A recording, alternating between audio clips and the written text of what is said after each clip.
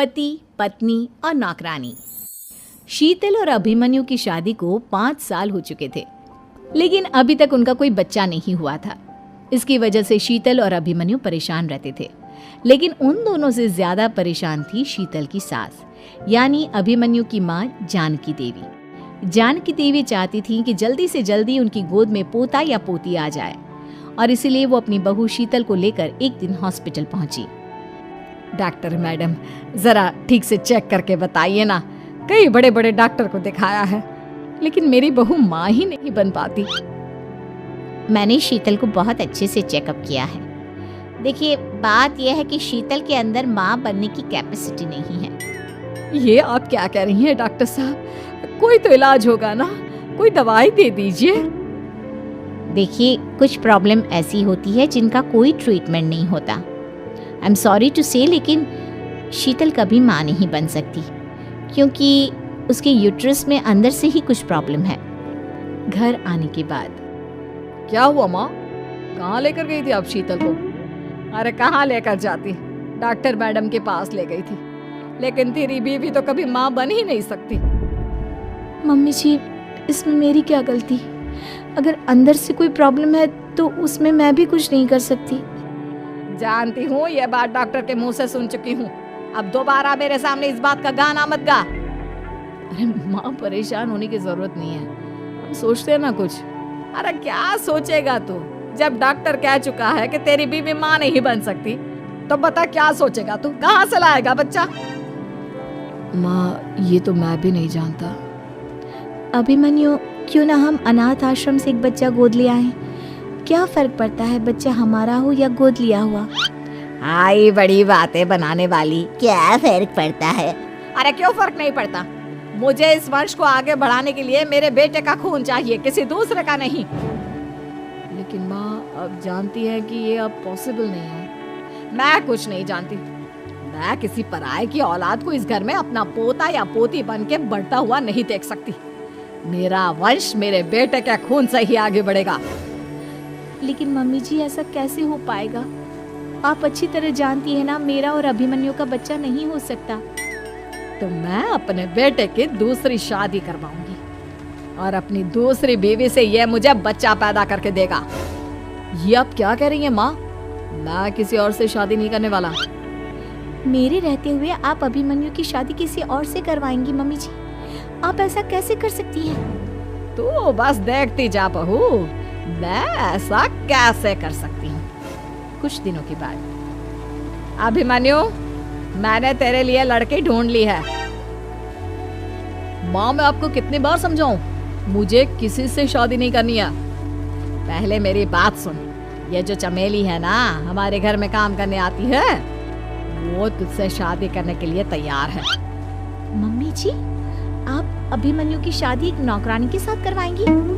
वो इसलिए क्योंकि चमेली दिखने में बहुत खूबसूरत है, बच्चा भी सुंदर ही होगा।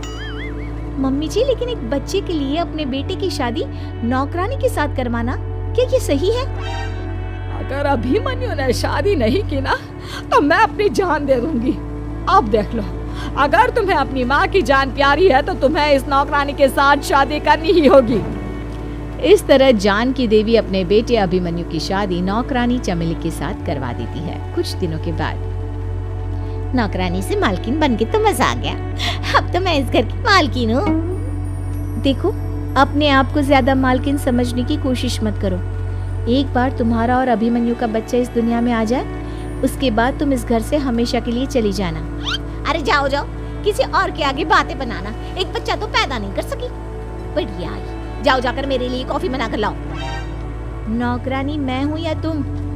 मम्मी जी, देखिए ना शीतल मुझसे किस तरह से बात कर रही है। शीतल, तुम्हें पता है ना चमेली प्रेग्नेंट है, मेरे बेटे के बच्चे की माँ बनने वाली है। वो जैसा कहती है वैसा करो। लेकिन मम्मी जी, वो मुझे नौकरों की तरह ट्रीट कर रही है। अरे तो करेगी ना, वैसे भी बहू तुम हो किस काम की? एक बच्चा तो पैदा नहीं कर सकती।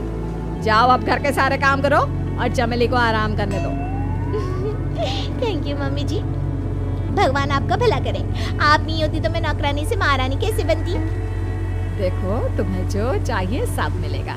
खूब खाओ पियो, मजे की जिंदगी जियो, लेकिन बस मुझे एक बच्चा पैदा करके दे दो। कुछ दिनों के बाद, मम्मी, बच्चे के लिए आपने मेरी शादी चमेली के साथ करवा तो दी, लेकिन दिन और रात का चैन मिट गया है। सारा दिन शीतल और चमेली की बहस चलती रहती है। अब शीतल को इस घर में रखने से क्या होगा? मैं तो कहती हूँ उसे घर से निकाल दो, है भी किस काम की। मैं ऐसा नहीं कर सकता माँ, वो मेरी पत्नी है, उससे बहुत प्यार करता हूँ मैं। तुम्हारी पत्नी चमेली है, चमेली, उससे प्यार करो। अरे तुम्हारे बच्चे को जन्म देने वाली है वो। अभिमन्यु, मैं खुद ही इस घर से चली जाती हूँ। वैसे भी अपने ही घर में नौकरों की तरह रहकर परेशान हो चुकी हूँ। घर की नौकरानी मेरे ऊपर हुक्म चलाती है, वो तुम्हारी पत्नी बन चुकी है। अब मेरा इस घर में क्या काम?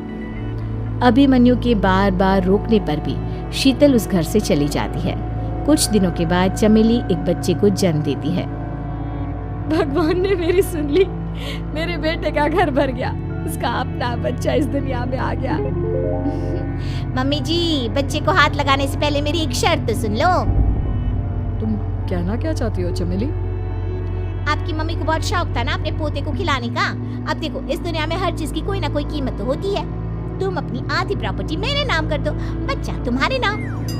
अरे लेकिन मैंने अपने बेटे से तुम्हारी शादी करवाई है, अब ये सौदेबाजी कहाँ से आ गई?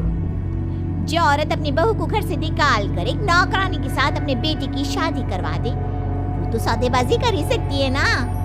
उसका कैसे भरोसा कर सकते हैं?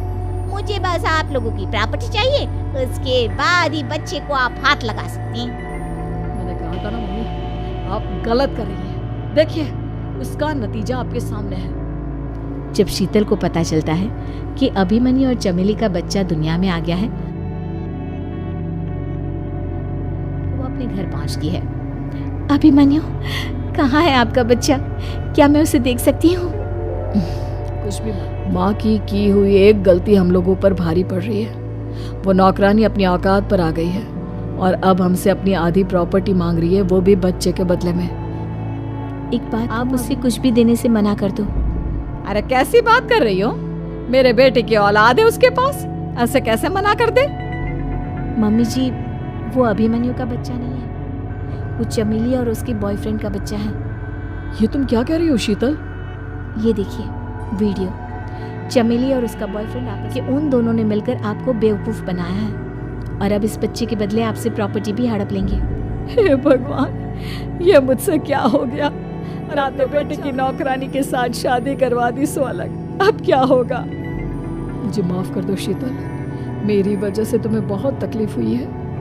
अभिमन्यु, मैंने कहा ना, उस नौकरानी को उसके बच्चे सहित इस घर से लगता है मेरे अभिमन्यु का बाप बनने का सपना अधूरा ही रह जाएगा। अभिमन्यु, अपनी मम्मी से कहो कि परेशान ना हो। आपको याद है, एक बार हम एक IVF सेंटर गए थे, मैंने फिर से वहां जाकर बात की थी और आपको पता है, इस बार मैं प्रेग्नेंट हूँ, क्योंकि हमने वहाँ पर जिस वजह से मैं प्रेग्नेंट हो गई थी और इस बात का पता मुझे बस कुछ महीने पहले ही लगा है। हमारा बच्चा इस दुनिया में आने। मुझे माफ कर दो शीतल बहू, मुझसे बहुत बड़ी गलती हो गई। कोई बात नहीं माँ, लेकिन अब हमें उस धोखेबाज नौकरानी को इस घर से बाहर निकालना है और इस घर की मालकिन को वापस घर लाना है, वो भी अपने बच्चे के साथ।